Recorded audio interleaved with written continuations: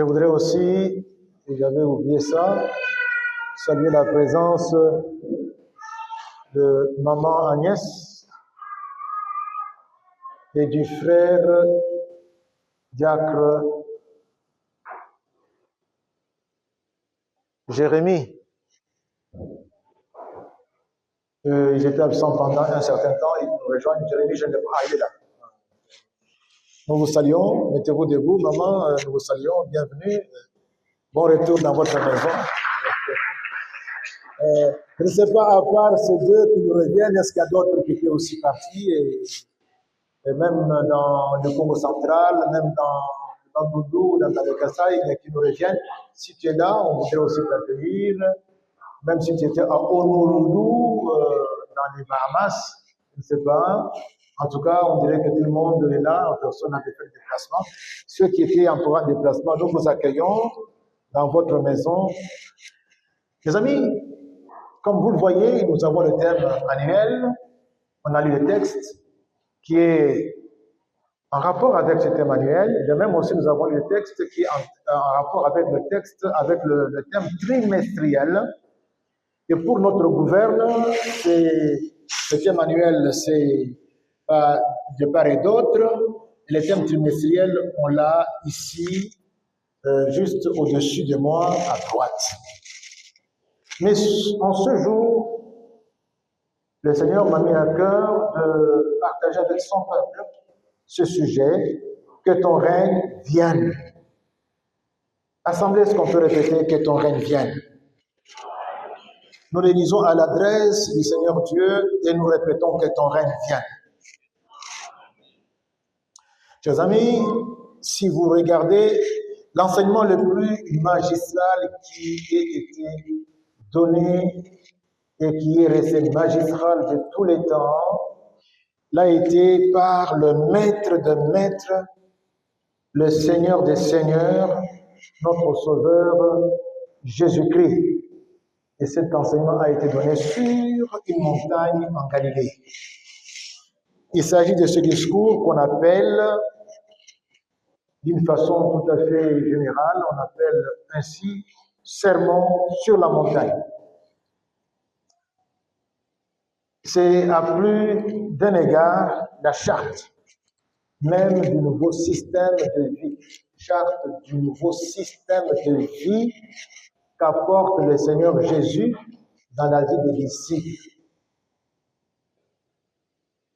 Un nouveau système de vie, une vie nouvelle. Et le sermon sur la montagne, c'est comme la charte de ce nouveau système-là que Jésus nous apporte. Et pour la petite histoire, vous vous souviendrez que les montagnes de Galilée ont été utilisées par le Seigneur pour marquer l'esprit des disciples comme théâtre de grands événements. Par exemple, nous avons, et on en a parlé ici, le sermon sur la montagne. C'était en Galilée sur une montagne. Nous avons également la transfiguration du Seigneur Jésus. C'était également sur une montagne en Galilée. Sur une montagne en Galilée également, il y en a qui disent que c'est toujours sur la même montagne, mais la Bible ne précise pas cela. Il y a eu la première apparition de Jésus aux disciples après sa résurrection. Pour nous mettre un peu dans le contexte du calendrier liturgique, le jeudi passé, c'était l'ascension. C'est-à-dire que le Seigneur, après être ressuscité, restait avec les disciples 40 jours durant, et au 40e jour, il est monté au ciel, c'était le jeudi passé. Quand on calcule, ça fait donc 40 jours. Et depuis le jeudi passé, nous attendons 10 jours pour que cela fasse 50 jours, afin que nous célébrions l'événement qui avait eu lieu à la Pentecôte. Et à cette Pentecôte-là, cet événement, c'était l'effusion du Saint-Esprit sur les apôtres. Ça sera le dimanche prochain. Alors, en plein sermon sur la montagne, le Seigneur Jésus s'est mis à parler de la prière. Il dit aux disciples, c'est dans Matthieu 6, verset 10, « Voici donc comment vous devez prier. Notre Père qui es aux cieux. » Notre, c'est important, quand nous nous présentons devant le Seigneur, nous ne sommes jamais seuls.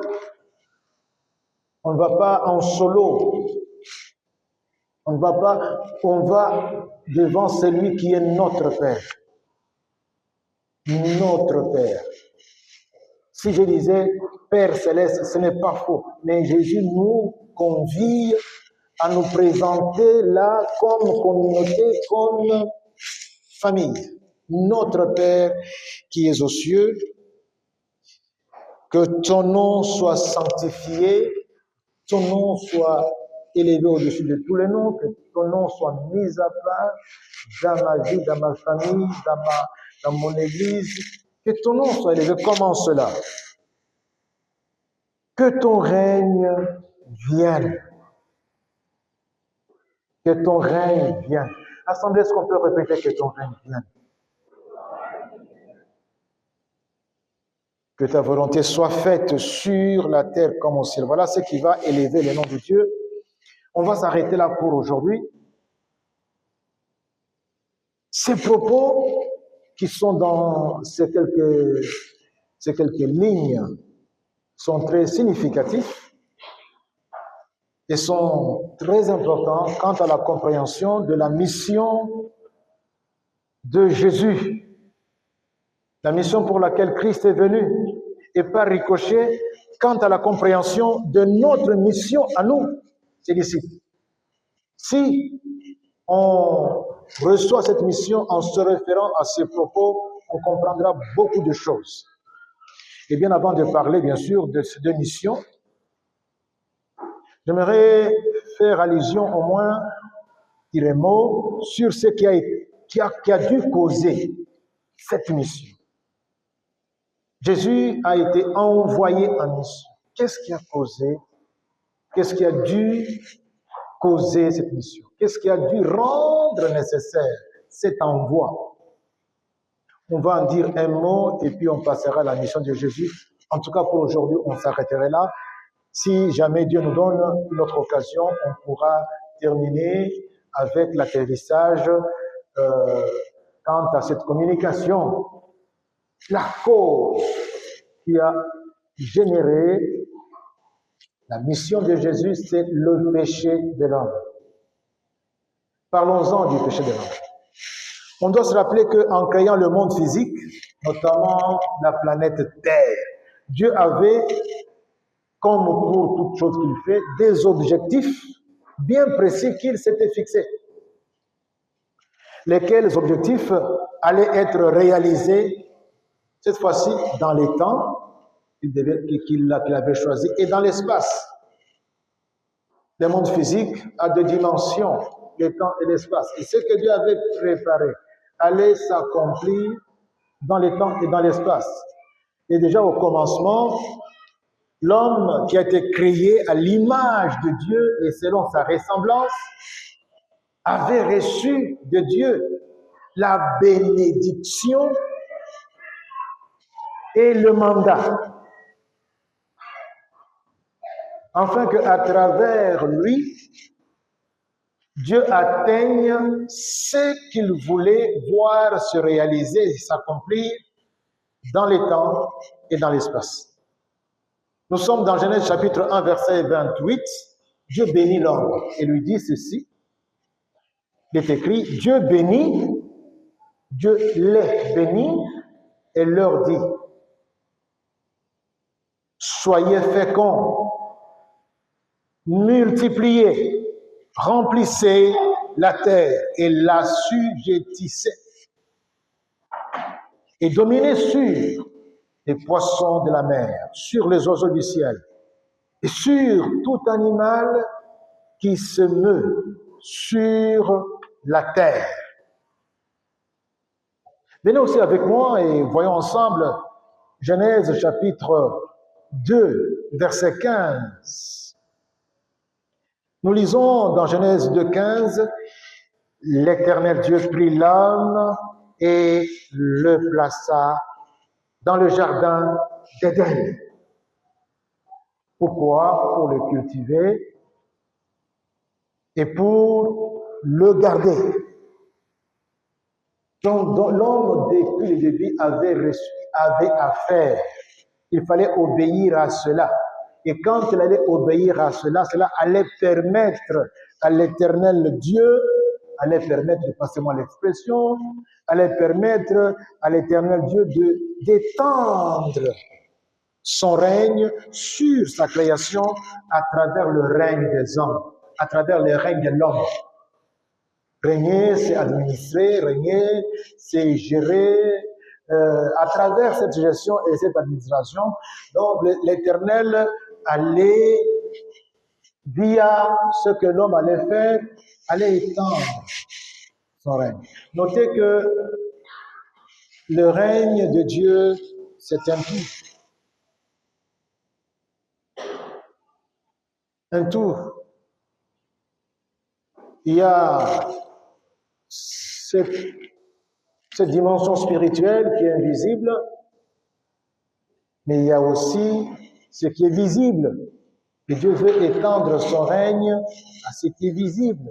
Et dans sa stratégie, il a choisi de le faire avec l'homme et par l'homme. Et nous voyons dès la création, le Seigneur signifie à l'homme ce qu'il devait faire. Donc c'était le début, donc déjà, de la participation de l'homme à l'extension du règne de Dieu sur la terre. Autrement dit, l'homme avait la mission d'être l'instrument à travers lequel Dieu allait étendre son règne. Il pouvait le faire autrement, mais il a choisi ce moyen-là. Il est souverain. On n'a pas à lui poser des questions pourquoi, on doit plutôt faire ce qu'il attend de nous. Mais, comme vous le savez, le gâchis du péché a tout perturbé, a tout remis en question. La conséquence, c'est que l'homme a été extirpé du jardin d'Éden. Éden qui signifie non seulement jardin des délices, mais aussi qui signifie la présence de Dieu. L'homme a été chassé de la présence de Dieu, laquelle présence lui permettait de faire ce qu'il devait faire, ce qu'il avait mission de faire. Et sans Dieu, il ne pouvait plus faire quoi que ce soit. Il était mis hors programme. C'était sur lui que Dieu comptait, c'était l'instrument principal pour le projet, le programme de Dieu. Mais il a été, lui, le principal, enlevé du programme. Il ne pouvait plus, il était disqualifié. Et en même temps aussi, la création tout entière a été vouée à la vanité. Elle continue, la création, d'attendre la révélation des fils de Dieu pour qu'elle soit affranchie de la servitude, de la corruption et avoir aussi part à la liberté de la gloire des enfants de Dieu, comme nous lisons dans Romains chapitre 8. Donc le péché a impacté toute la création, négativement. Et il nous est dit que la création attend que les fils de Dieu soient révélés. C'est comme pour dire que ça ne sera que quand les fils de Dieu auront été révélés que la création pourrait se voir maintenant être gérée comme Dieu attend qu'elle soit gérée et recevoir ainsi à travers cette bonne gestion d'être ainsi, de participer ainsi à la liberté de la gloire des fils de Dieu. Le résultat a été très, très pénible.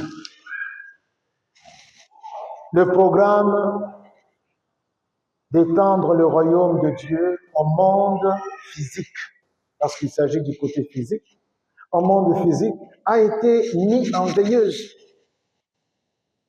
Un sursis malencontreux s'y était ainsi imposé. Un sursis, qu'est-ce qui va arriver? On ne savait pas. Mais en lisant les Écritures depuis Genèse jusqu'à Apocalypse, bien sûr, on voit clairement que Dieu annonçait ce qui allait arriver. Donc, il y avait un sursis. Il y avait une sorte de mise en pause. Le péché a été l'obstacle qui a freiné ce que Dieu avait déjà commencé à faire avec l'homme en Éden. Alors parlons de la mission de Christ dans la vie de l'homme pour le royaume. Christ est venu pour le royaume, il avait une mission dans la vie de l'homme. Christ est venu dans le compte du royaume. Donc Dieu ne lâche pas. C'est comme si une personne a été envoyée pour accomplir une quelconque mission et quand il arrive, il a des difficultés, il ne parvient pas. Je tiens au résultat de cette mission. Je tiens à voir, par exemple, cette citerne creusée. Je tiens à voir ces panneaux solaires placés sur le toit. Je tiens à cela. Et s'il a échoué, parce qu'il lui manque ceci, il lui manque cela, quand j'apprends qu'il a besoin de ça, je vois ce que ça coûte. Et je fais tout pour que ce que je poursuis s'accomplisse, qu'il y ait ces panneaux solaires placés sur le toit, qu'il y ait cette maison construite, qu'il y ait ce champ auquel je tiens beaucoup, par exemple, et Dieu tient à ce que son royaume s'étende. C'est la mission que Christ porte lorsqu'il vient. La mission donc du Seigneur Jésus consiste, mes frères, à faire venir finalement le règne de Dieu. Parce que le roi n'était plus avec l'homme, l'homme était chassé de sa présence, il est resté avec son règne. Et Christ prend sur recommandation du roi, il prend le règne et l'approche de l'homme. Il va finalement faire venir le règne de Dieu, c'est-à-dire le règne des cieux, on appelle ça aussi le règne des cieux, qui est le règne de Dieu, sur cette terre des hommes, il va l'approcher. Après que le péché en avait rendu l'extension impossible. Christ va en tout cas se passer de ces limites-là, il va même renverser ces limites. Alors pour notre gouverne, retenons que le mot règne des cieux, règne de Dieu, et le mot royaume des cieux, règne de Dieu, sont des synonymes. Et ils sont rendus par un seul mot grec, basileia. Donc quand on dit, par exemple, le royaume de Dieu, c'est basileia tuteu, quand on dit royaume de Dieu, c'est basileia uranon. Et lorsque basileia est rendu par royaume, il exprime la notion d'un État, d'un pays, donc un espace où s'étend le pouvoir d'un monarque. Lorsque il est rendu lorsque Basileia est rendu par règne, il traduit surtout un système de gestion, d'administration, de pouvoir. Un système de gestion, un système d'administration du pouvoir, de même que le mode de vie relatif à cette gestion-là. Il y a un mode de vie qui répond à ce système de gestion du pouvoir. Et ce mode de vie est celui qui se conjugue avec cette administration. Comme on parle de l'administration Tshisekedi, l'administration Trump, l'administration Fulani Songolo, alors il y a ce que cette administration attend des citoyens. Et les citoyens doivent vivre en harmonie avec cette administration. De même aussi, le règne de Dieu est toute une administration que Christ nous apporte.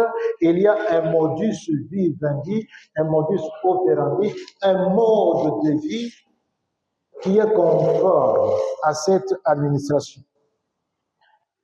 Ainsi, aux foules qui le suivaient, Jean-Baptiste, de même que le Seigneur Jésus, recommandait la repentance. Repentez-vous, car le règne des cieux,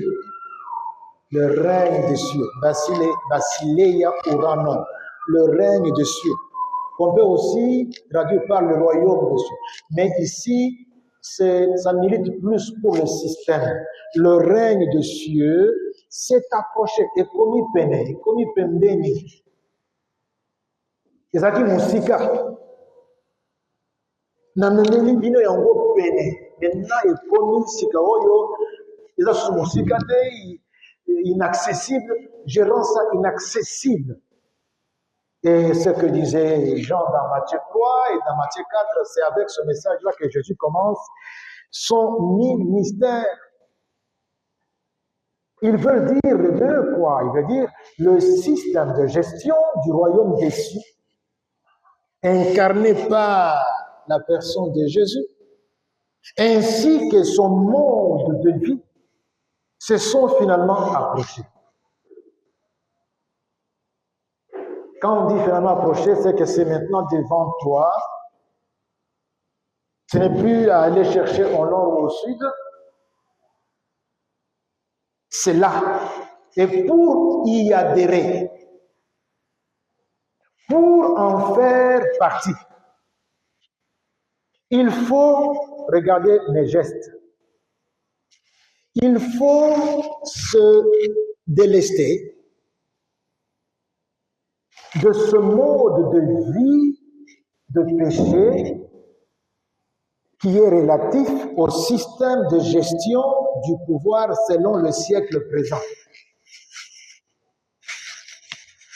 et dans lequel nous sommes nés. Il faut s'en délester, s'en débarrasser, s'en dessaisir pour que les mains restent vides afin que Christ donne ce qu'il apporte. Ne soyons pas remplis de ce que le monde, de la culture que le monde nous a imposée et dans laquelle nous sommes nés, de ce mode de vie pécamineux qui est tout simplement la conséquence de notre désobéissance depuis Éden. Alors nous avons cela, Christ dit, abandonnez, lâchez. C'est pour votre malheur. Je vous apporte ce qui est pour votre bonheur. Il faut donc cette décision-là. Je prie pour que dans la salle, il y ait de telles décisions qui se prennent. Je voudrais bien vous dire que la mission de Christ sur la terre est de rendre possible l'accès au royaume de Dieu et aux uns et aux autres. Et lui-même, Christ, est la porte.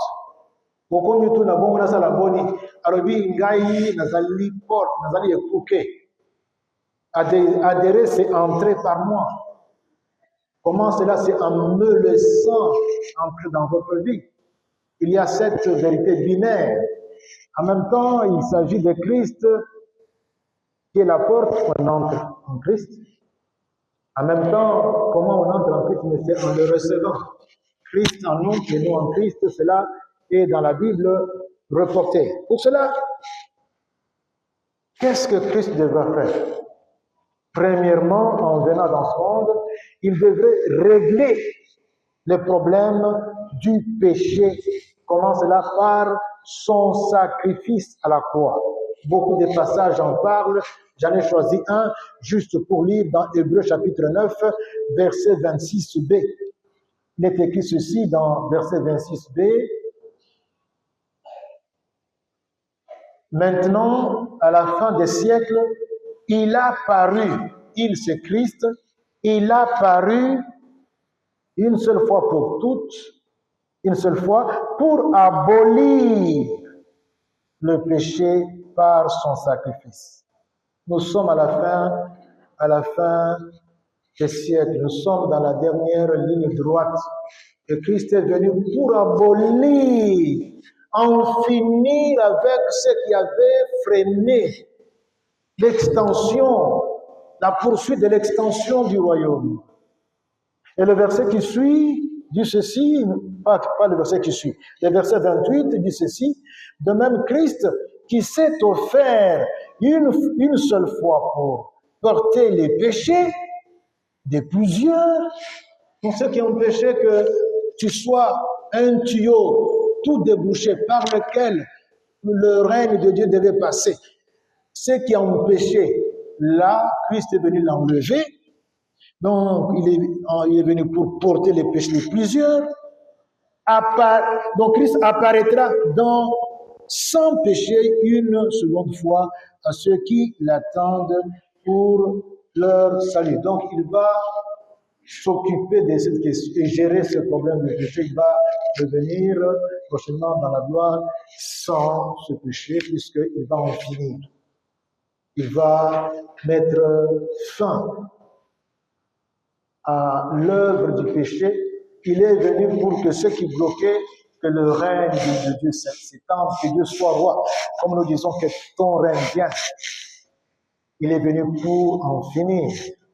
Ensuite, il allait offrir à l'homme la latitude d'être réhabilité dans la vision première de Dieu pour lui. La vision que Dieu avait dans le jardin d'Aden pour l'homme, Christ va le réhabiliter dans cette vision, dans cette perspective.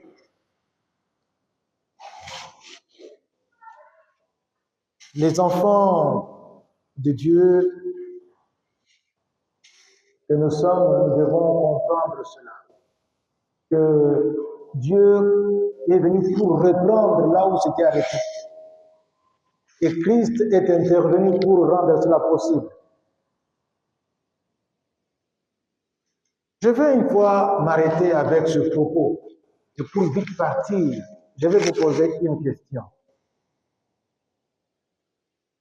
Comment faut-il comprendre ces deux versets que je vais lire? Comment faut-il comprendre ces deux versets que je vais lire? Alors, quand je lis ces deux versets que je vais lire, vous connaissez votre Bible, parce que je vais dire ouvrez et suivez avec moi. Nous sommes dans le psaume 82. Si quelqu'un me suit, qu'il lève la main et qu'il bouge la main, si quelqu'un me suit. Si quelqu'un me suit, qu'il bouge la main, je voudrais m'assurer que nous sommes ensemble. Même là dehors, est-ce que mes sœurs ils me suivent? Nous avons un grand problème, que Dieu nous aide à trouver la solution la meilleure pour qu'on soit en connexion faciale, même avec ceux qui sont dehors. Et si quelqu'un est touché par Dieu, qu'il entende que c'est un appel pour que ceci, mais en plus grand, soit aussi là dehors. Pour que s'il y a des gens qui sont dehors, qu'ils voient le prédicateur en plus de l'entendre. Alors, le psaume dont je parlais, c'est le psaume 82. On va lire deux versets. Le verset 1 et le verset 6. Je vais les lire. Dieu se tient dans l'assemblée de Dieu. C'est une façon de traduire.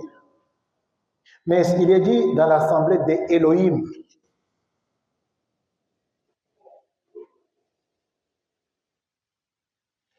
Ce qui fait que d'autres versions, comme la version de la Bible BDS, Bible du Semeur, comme la version Vie Nouvelle, traduisent Dieu se tient dans l'assemblée des dieux.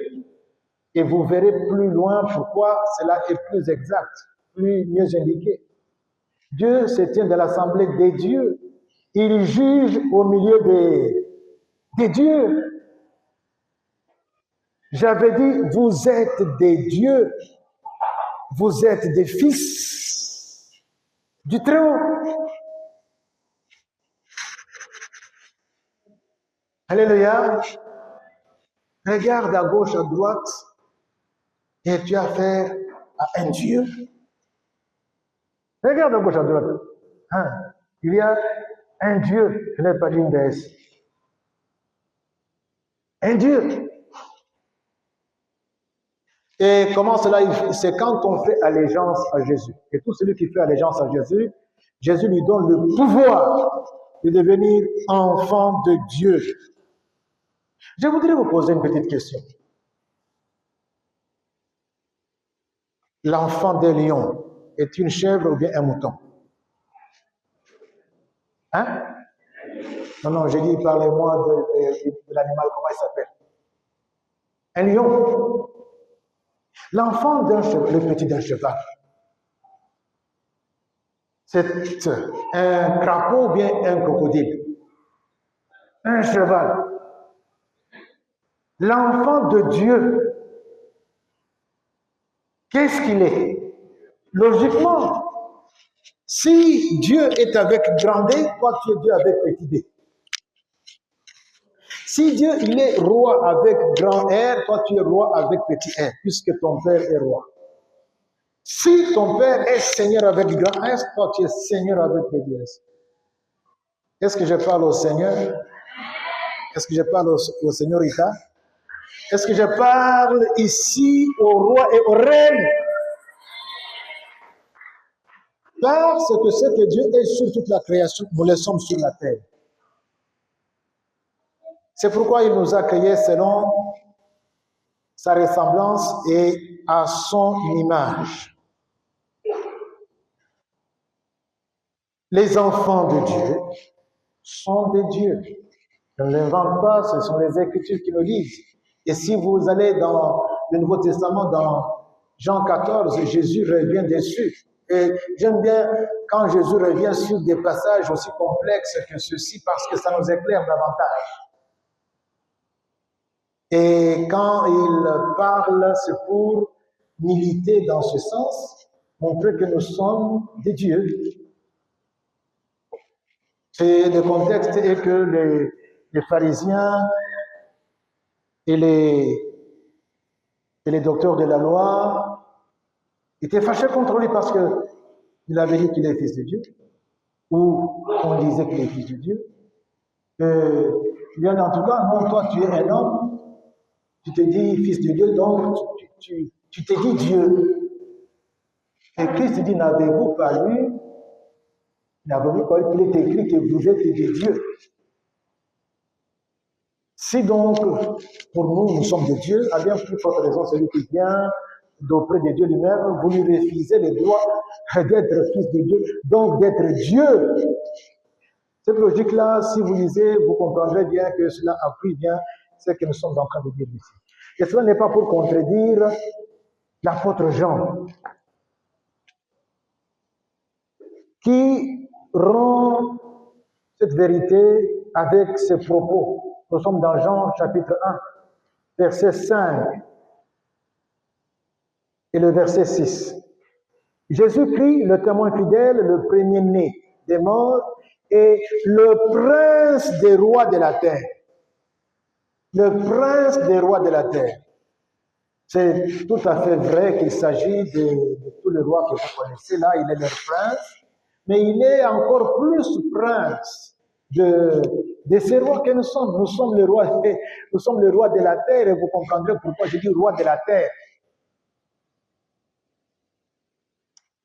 Qui nous aime, qui nous a délivrés de nos péchés par son sang, on l'a déjà dit, et qui a fait de nous un royaume des sacrificateurs pour Dieu son Père. Un royaume des sacrificateurs pour Dieu son Père. Dans la version Vie Nouvelle, il est dit, il a fait de nous des rois et des sacrificateurs pour Dieu son Père. Peu importe, gardons la version de second, on va continuer dans second.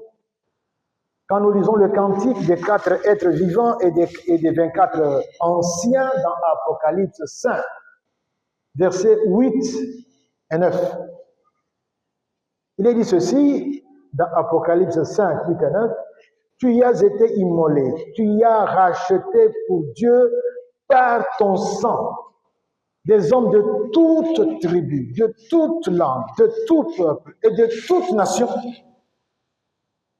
Pas de reste. « Tu as fait d'eux un royaume et des sacrificateurs pour Dieu, et ils régneront sur la terre. » Je vais vous poser la question. Comment on appelle celui qui règne? Qui règne sur un territoire. Quel est son nom? Il est? Alors, quand les hommes règnent sur la terre, comment on doit les appeler? Comment? Le roi. Ceux qui ont la version BDS, il y a quelqu'un qui a ça? Bible, oui, Papa Bouquet. Tu nous trouves ça dans Apocalypse 5, 8 et 9. Mais tu vas lire le verset 9 pour entendre aussi cette version.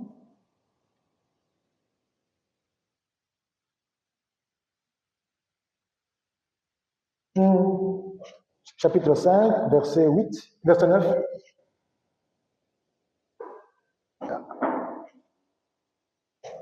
Et il chantait un grand nouveau, qui est le seul qui peut recevoir le livre et d'entrer les choses. Car qui a été égorgé, qui a racheté pour Dieu grâce à son sacrifice, des hommes de toute tribu, langue, peuple et nation. Il a fait d'eux un peuple de rois et de prêtres pour notre Dieu. Donc, roi, ils régneront sur la terre. Cela, ce n'est pas au ciel qu'ils sont rois. Les rois du ciel, on les connaît, c'est eux aussi les rois de la terre.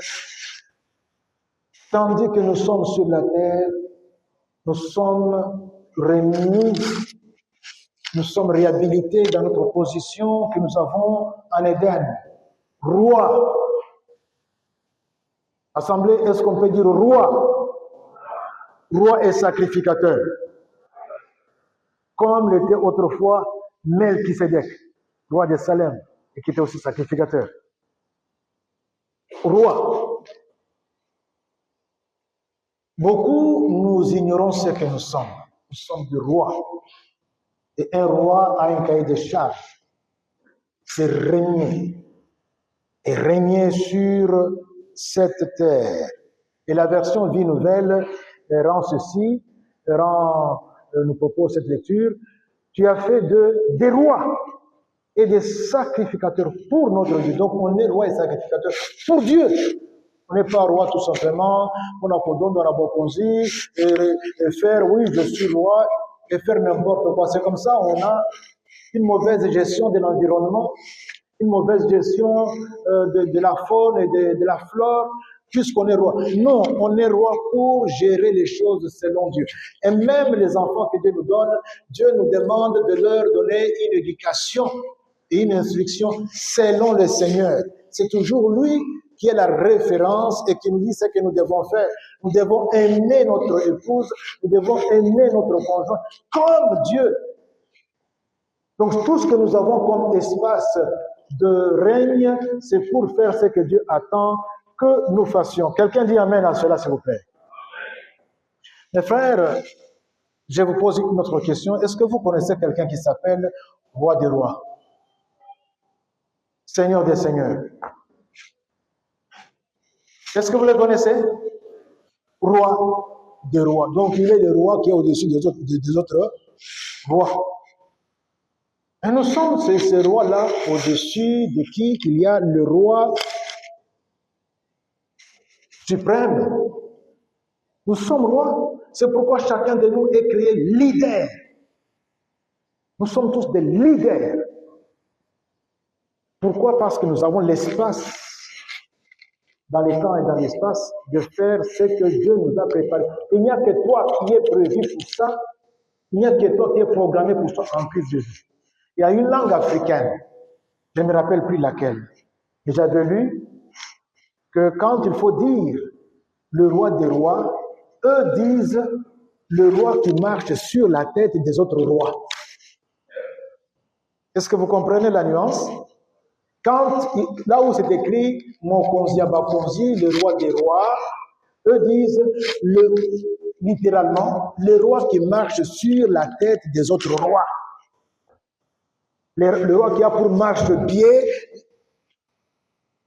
la tête des autres rois. Alléluia. Le Seigneur Jésus et le roi des rois par excellence, le Seigneur des seigneurs par excellence. Et régner sur la terre, mes frères, régner sur la terre, assemblée répétée, régner sur la terre, parce qu'il est dit qu'ils régneront sur la terre. Régner sur la terre, ça ne vous rappelle rien.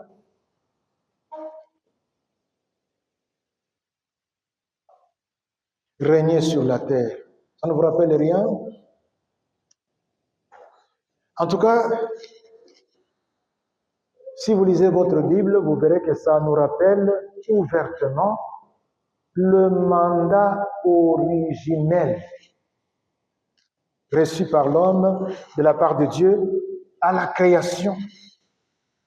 Le mandat d'assujettir la terre et de dominer, c'est-à-dire de régner sur la création.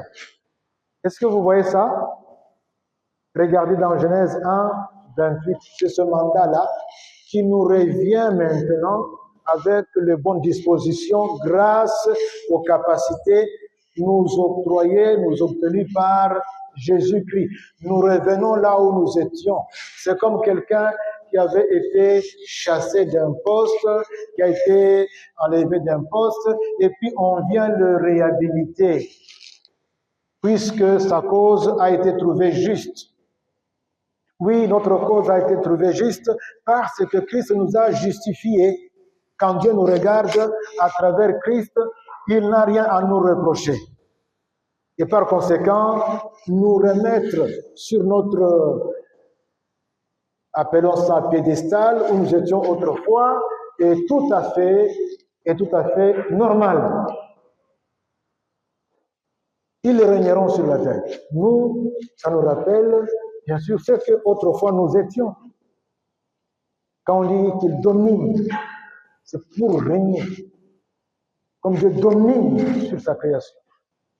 Et nous, nous dominons sur les oiseaux du ciel, sur les poissons des eaux, sur tout animal qui se meut sur la terre. Dominons, nous régnons. Mais en harmonie avec Dieu, en nous référant à Dieu. Nous dominons. Et notez, il n'a pas été dit de dominer sur les autres hommes. Donc, ce qui fait que l'esclavage est une aberration, la colonisation est une aberration. Écraser ses subalternes est une aberration.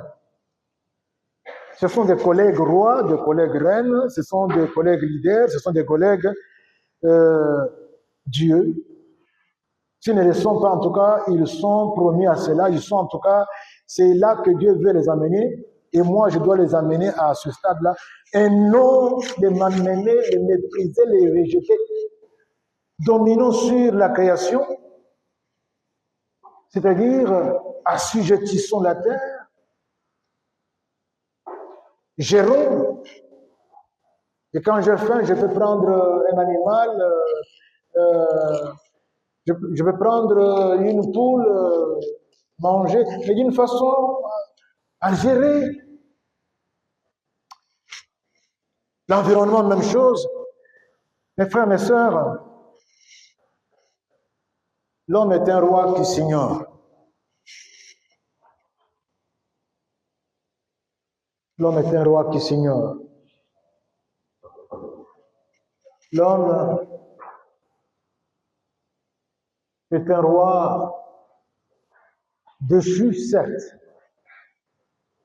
mais aussi un roi que Jésus vient réhabiliter pour qu'il règne sur la terre, mais en harmonie avec son Dieu, par l'entremise de son esprit. Dimanche prochain, on célèbre l'effusion du Saint-Esprit. Il est venu aussi avec son mandat à lui. On pourra y faire allusion prochainement, bien entendu. Et c'est grâce à ce mandat que l'homme est rendu capable, il reçoit de la part de Dieu une puissance qu'il n'avait pas pour qu'il vive en tant que témoin. Et c'est en vivant en tant que témoin que par l'homme, le royaume de Dieu s'étend. Et Dieu voit ce pourquoi il a créé l'homme s'accomplir dans la vie de tel ou de tel, et ça fait une grande joie à Dieu lorsque nous sommes en train de faire ce pourquoi Dieu nous a créés, surtout lorsque nous évangélisons, nous répandons la bonne nouvelle. Nous sommes là en train de faire ce pourquoi nous sommes rois, nous sommes des dieux, donc aux côtés de notre grand Dieu et notre Seigneur. C'est cela, mes frères, qui permet à Dieu d'atteindre ses objectifs à travers l'homme sur la terre. C'est ainsi que Dieu réalise son dessein d'extension de son règne. C'est comme ça, il n'y a pas une autre méthode. Par l'homme. Par l'homme. Assemblée, est-ce qu'on peut dire par l'homme? Est-ce qu'on peut aussi dire par l'homme? Est-ce qu'on peut dire cet homme c'est moi?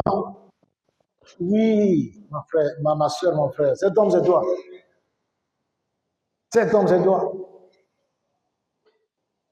Ne dis pas que non, c'est les pasteurs et les anciens et les diacres qui sont concernés. Non, cet homme c'est toi. Cet homme c'est toi. Par l'homme sur la terre, dans les temps et l'espace. Ce qui est sur la terre, en tout cas, marche avec le temps et l'espace. Mes frères et mes sœurs, nous nous arrêtons ici pour aujourd'hui. Dieu veut que son règne vienne. Christ nous a dit, voilà comment vous devez prier, que le règne de Dieu, le règne des cieux vienne. Et ce règne, pour qu'il vienne, Dieu nous met à contribution, afin qu'il passe par nous, pour que ce que Dieu veut se fasse sur la terre comme au ciel. De sorte que le nom de Dieu soit davantage sanctifié, sanctifié, sanctifié. Plus il y a des sujets qui sont devenus membres du royaume, membres du corps de Christ, plus le nom de Dieu est sanctifié. Plus Dieu est craint. Moins il y a des rois et des dieux sur la terre, moins ce nom est sanctifié. Donc quand nous disons que ton nom soit sanctifié, cela veut dire qu'il faut que le règne de Dieu vienne. Et comment vient le règne de Dieu? Il s'exprime par le fait que sa volonté prime, prévaut sur toute autre chose sur la terre, comme c'est le cas aux ciel. Y a-t-il quelqu'un qui voudrait accepter d'être réhabilité par Christ dans ses fonctions premières de roi, de reine? Y a-t-il quelqu'un dans la salle? Je voudrais te dire, mon frère, ma sœur, que la porte n'est pas loin. Elle est devant toi. C'est à toi de t'engager. Mais pour cela, déleste-toi. Déleste-toi de ce que le monde